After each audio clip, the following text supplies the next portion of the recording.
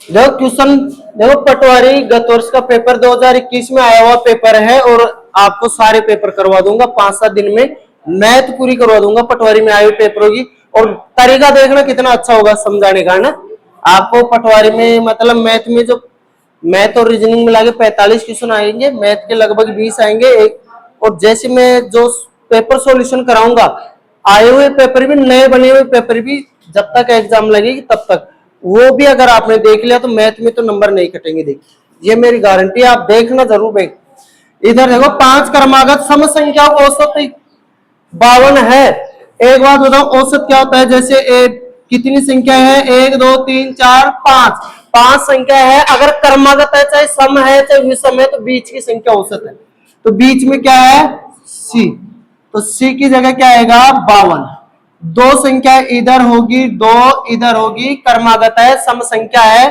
तो एक बात बताओ, इससे पहले क्या आएगा? 50 और इससे पहले क्या आएगा? 48। इसके बाद में क्या आएगा? 54। इसके बाद में क्या आएगा? 56। ऐसा ही होगा।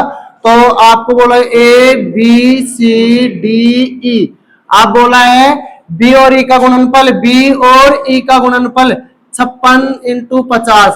चलो ये हो गया 56 जो 30 की 0 3 2800। यही आंसर है। बताओ कितना इजी है। देखो सबके आ गए 5 दिन आंसर। अब देखते हैं कैसे करेंगे। क्वेश्चन बोला है 10 मैन, मैंने पुरुष को मैन से लिख दिया और महिला को वुमेन से लिख दिया, ठीक है। 10 पुरुष एक काम को 10 दिनों में, जबकि 12 महिलाएं उसी काम को 10 दिनों में कर सकती है।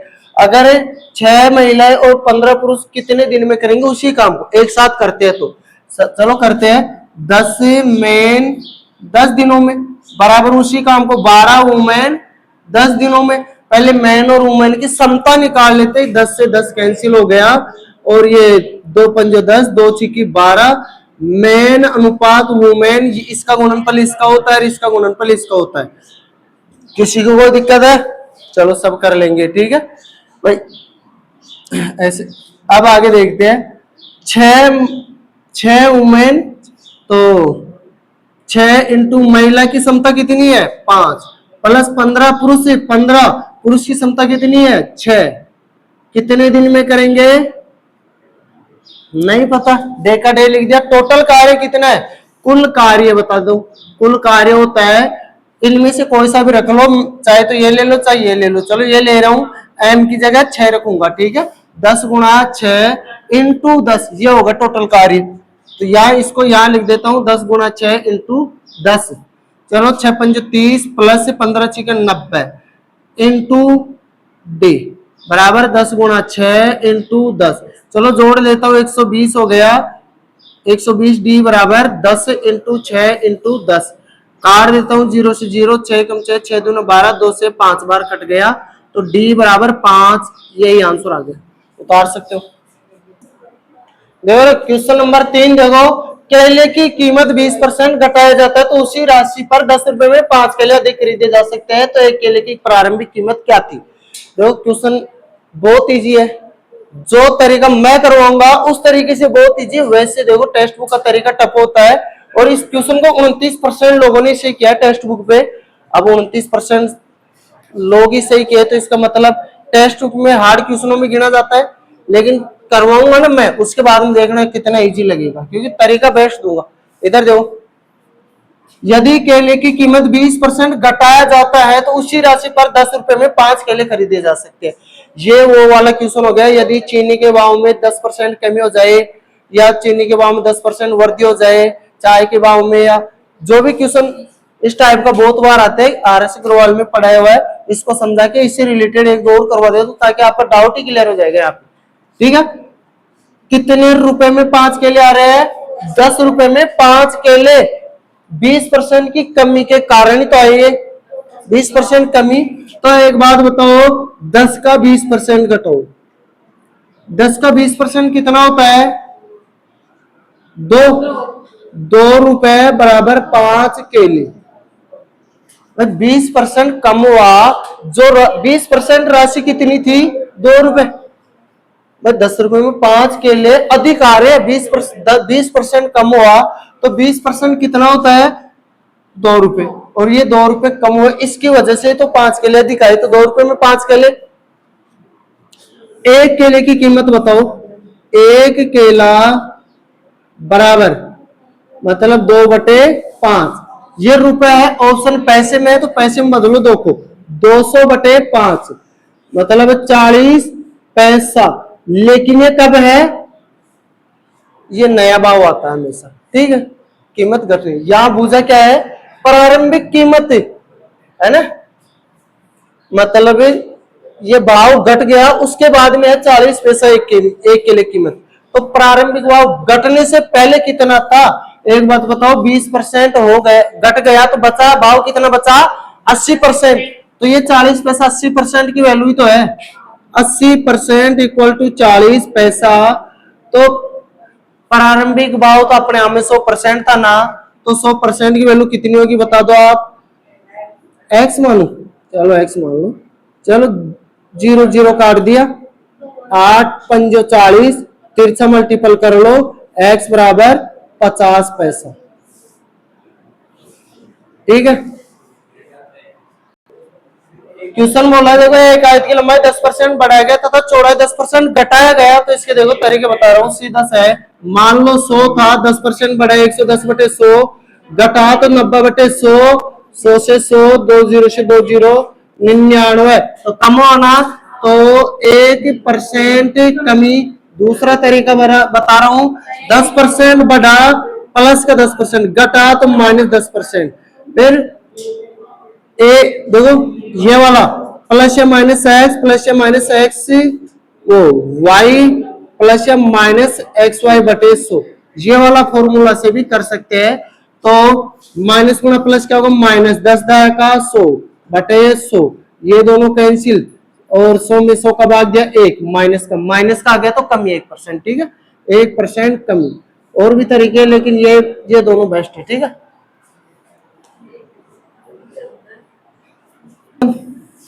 सबसे पहले कोष्ट कॉल करेंगे, फिर गुणा भाग, बाद में जोड़ बाकी, यही करते हैं। वैसे आपको ये याद रख लेना, BODMAS, बोर्ड मतलब bracket of divide multiple addition subtraction, ठीक है, मतलब कोष्टक की ऑफ मतलब का, भाग गुणा एडिशन जोड़, और ये बाकी, ठीक है। लेकिन आप इतना याद रख लेना, सबसे पहले कोष्टकल होता है, उसके बाद में काल होता है, उसके बाद में गुणा भाग, दोनों कोई भी कर लो, लास्ट में जोड़ बाकी कोई भी कर लो, ठीक है। लेकिन भागल करने के लिए पहले बट्टा में लगा दो और गुणा भाग एक साथ हो जाएगा। चलो करते हैं, पहले कोष्टकल करेंगे, और ये बार है, चलो 3 में से 2 गया तो 1 को 4 से गुणा किया तो 4 ही रहेगा, है ना। तो 8, 4 का भाग दे दो, यही दे दो 2, 2 इंटू 1 इंटू 4 प्लस 3 -7, चलो कोष्टक लगा लो, चाहे इसको गुणा कर लो, 4 दूना 8 प्लस 3 -7, 8 में 7 गया तो 1, 1 और 3 4, यही आंसर। उतार लो, बहुत इजी है, बहुत इजी था। अगला क्वेश्चन देखेंगे। देखो क्वेश्चन है कि व्यापारी 12% छूट के साथ 13,560 में फोन बेचता है, 21.8% लाभ मिला, ठीक है। बोला है यदि कोई छूट नहीं दी जाती तो लाभ परसेंट, 16% लोगों ने किया है इस क्वेश्चन को टेक्स्ट बुक में, मतलब मैथ के जितने भी क्वेश्चन है सबसे कम लोग किया है इस क्वेश्चन को, मैथ के क्वेश्चनों में। लेकिन क्वेश्चन मैं बता रहा हूँ, जब मैं करवाऊंगा ना, तो मेरा तरीका देखने के बाद तुम कहोगे इतना इजी क्यों, इतने इजी को इतना कम लोग क्यों किया। फिर मैं ये भी बता दूंगा कि क्यों कम किए, क्योंकि वो तरीका बेकार था उनका, ठीक है। और तरीका मैं बता सकता हूं कि लोगों का तरीका क्या था, अपना तरीका क्या होने वाला, ठीक है। चलो इधर देखो, 12% छूट के साथ 13,560 रुपए में बेच दिया।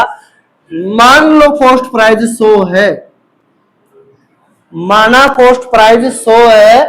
अब 12% बेचा कितने में, 21.8% लाभ मिला, तो सेलिंग प्राइस कितनी होगी, एक बात बताओ, 121.8 होगी कि नहीं होगी, यही होगी। लेकिन 12% छूट के बाद का है ये, मतलब 88% की वैल्यू है ये, हमें इससे कोई लेना देना नहीं। अब ये 88% की वैल्यू है कि नहीं, माना 100 रुपए में कोई चीज खरीदा, अगर वो 21.8% लाभ कमा रहा है तो बेचेगा कितने में, 121.8 में बेचेगा कि नहीं? बात समझ में आ रही क्या?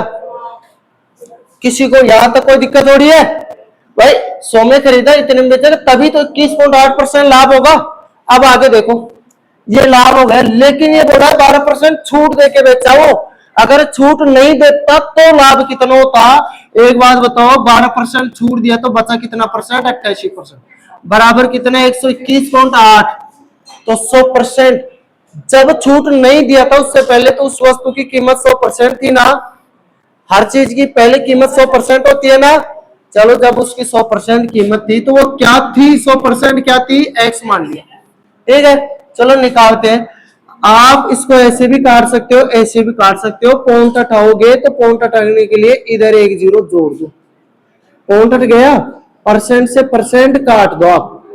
ठीक है, अब काटना इसको, क्या मैं जीरो से जीरो काट दूं? ये पॉइंट कट चुकी है। ठीक है, जीरो जीरो काट दूं। चलो और काट देता हूं इसको। 11 से कट जाएगा क्या? 10। 11 से तो नहीं कटेगा, 2 से कटेगा। 44 6। अब किससे कट रहा है ये? कटेगा ये, इसको काट लो। चलो 22 5। देखते हैं, इसको मल्टीपल करना पड़ेगा। एक बार देखते हैं। 12% छूट के साथ बेचा है, सेलिंग प्राइस 28%, 100%। देखो, यहाँ करने के बाद जैसे इसको काटा ना, इससे इसको काटा, तो इसको काटा 2 से, फिर 2 से काटा तो ये कट गया, ये कट गया। तिरछा मल्टीपल किया, 22 गुना एक्स, है ना। तो लिख देता हूं मैं,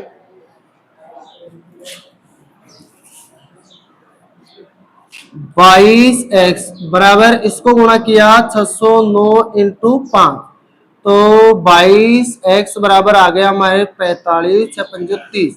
तो x बराबर 30, 45 में आप भाग दोगे 22 का, तो आ जाएगा 138। ऐसे कर लो आप, है ना। 30 45 बटे 22, भाग आप दे लोगे 138.4 आ जाएगा। ठीक है, भाग आप दे सकते हो, तो 138.4 मार्क। देखो, कॉस्ट प्राइस दोबारा समझा रहा हूं भाई। खरीदा 100 में, बेचेगा 121.8 में। अब हमें पता है 12% की छूट देके बेचा, 88% में बेचा है। ठीक है, मैंने ये था, ठीक है, ये काटने के बाद है 88% में बेचा है। अब मैंने किया 100% की वैल्यू निकालनी थी, क्योंकि छूट देने से पहले तो उस वस्तु का मूल्य जो लिखा हुआ था वो 100% था। तो हम ऐसे भी काट सकते हैं, ऐसे भी काट, तिरछा मल्टीपल होता है। ठीक है, या आप तिरछा गुणा करके कर लेना ऐसे, तो फिर काट लेना चाहिए तो आप ऐसे कर लेना। 88x बराबर 121.8 इंटू 100। अब गुणा करेंगे, एक पॉइंट से जीरो हट गया तो इधर बच गया 88x बराबर 100, ये और ये जीरो बच गई। अब x बराबर 12 18 0 बटे 88। इसको काट के बाद 4 से कट जाएगा, 4 से कटने के बाद ये आ जाएगा हमारे पास। ठीक है, और 22 का भाग दिया 138.4 आ गया। इतना लिखा हुआ है। 100 रुपए में खरीदार, इतने में बेचा, तो 38 पॉइंट, लाभ कितने का हुआ? 38.4%। यही आंसर है। देखो, संख्या कोई काम में नहीं है हमारी। देखो, क्वेश्चन बहुत इजी है। 45 मीटर छड़ का वजन 171, उसी तरह की 12 मीटर छड़ का वजन कितना है? 45 मीटर बराबर 171 केजी। मीटर के नीचे मीटर लिखना, केजी के नीचे केजी लिखना, तो 12 मीटर बराबर x केजी। तो आप क्या करोगे, यही पे काट लो, चाहे तो 3 से काटो, 3 एकम 3, 3 पंच 15, 3 चौक 12। अब 3 से ऐसे काट लो, 3 पंजो 15 और 3 पंजो 15, 2 3 7 21। सही बात है। अब तिरछा मल्टीपल कर लो, 5x बराबर, इसको गुणा कर लो, 7 चौक 28, 2 20 और 2 22। x बराबर 228 बटे 5। 5 का भाग देना बहुत आसान होता है, डबल कर लो ऊपर की संख्या को। 228 का डबल 456, बटे 10, सबका डबल कर लिया। अब भाग देना, देखो 45 पॉइंट से कितना इजी होगा, बताओ। मजा आया? देखो सबके आगे 1000, देखो समझा रहा हूं, 12.5% बचाता है, मतलब 12.5% की वैल्यू कितनी होती है? 25 बटे परसेंट है, 2%, परसेंट हटाएंगे तो 25 बटे 200, 100 का और भाग देते हैं, परसेंट हटाएंगे मतलब 1/8 होती है। 12.5% की वैल्यू डायरेक्ट ये याद रखना होगा आपको, ठीक है, 1/8 होती है। अब मतलब कि बचाता कितना है? 8 में से 1 बचाता है, 8 में से 1 बचाता है, तो खर्च कितना करता है? 7, तो खर्च कितना करता है? 7, और आय कितनी है? 8। देखो 1/8 का मतलब है ये तो हो गई आय, और ये क्या हो गई? बचत। तो खर्चा कितना हुआ बताओ आप? 7, यही होगा। तो 7 की वैल्यू कितनी है? 875। तो हमें एक की वैल्यू बताओ, एक की वैल्यू कितनी होगी? 875 बटा 7, तो हमें तो 8 का मान चाहिए ना, 8 इकाई बराबर 875 बटे 7 इंटू 8, है ना। अगर किसी को ऐसे समझ में आता तो ये कर लेना, ये समझ में नहीं आता तो ये कर लेना। 7 बराबर 875, तो 8 बराबर x, ठीक है। चलो करते हैं, 7 एकम 7, 7 दूना 14, 7 पंजे 35, 3 से मल्टीपल किया तो x बराबर हो गया 1000, ये आंसर है। ये ऐसे ही कर लेना, ये एक एक नियम है, ये अपना अपना अपना फॉर्मूला है, ठीक है भाई, ये अपना वो फॉर्मूला नहीं, अपना तरीका है ना, ठीक है। सबको आ गया होगा? देखो इस पेपर से 8 शायद 8 या 9 क्वेश्चन हो गए, अब ये लिखने में शायद मिस्टेक हो सकती है, लेकिन जो बाकी है वो कल करवाऊंगा और बेस्ट तरीका होगा, ठीक है।